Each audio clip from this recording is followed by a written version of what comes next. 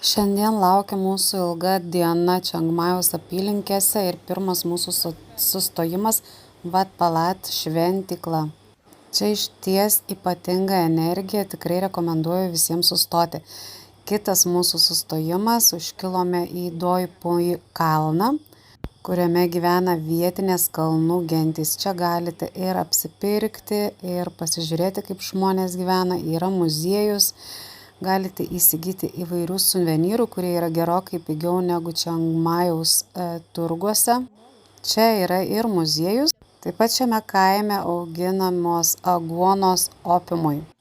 Be galo gražūs vaizdai į kalnus. Auga čia ir kava, galite jos ir įsigyti, ir paragauti. Vietiniai labai mėgsta atvykti, išsinuomoti tradicinius drabužius ir pasifotografuoti. Vietinių gyvenimas kaip ant delno, galite pamatyti, kaip čia gyvena vietiniai. Tiesa, čia galite įsigyti ir vyno, ko kitur nelabai rasite.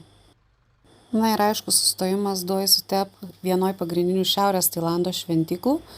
Beje, šį turą galite užsisakyti parašę labas@tailandiečiai.lt. Ši šventykla viena turistiškiausių Šiaurės Tailando vietų. Ja aplankyti skuba ne tik užsieniečiai, bet ir vietiniai, nes tiki, kad čia yra dalis Budos kaulų palaidota ir jiems tai yra be galo svarbi vieta.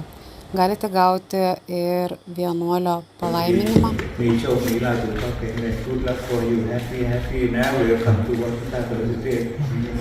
Į šventyklą galima lipti laiptais, taip pat galima kilti funikulieriumi.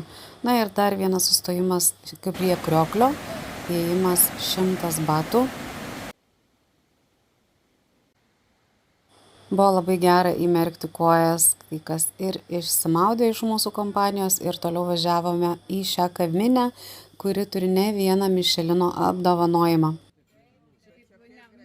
Išties kitoks maistas, paragavom dar neragautų patiekalų, aplinka labai graži ir tinkama fotosesijoms.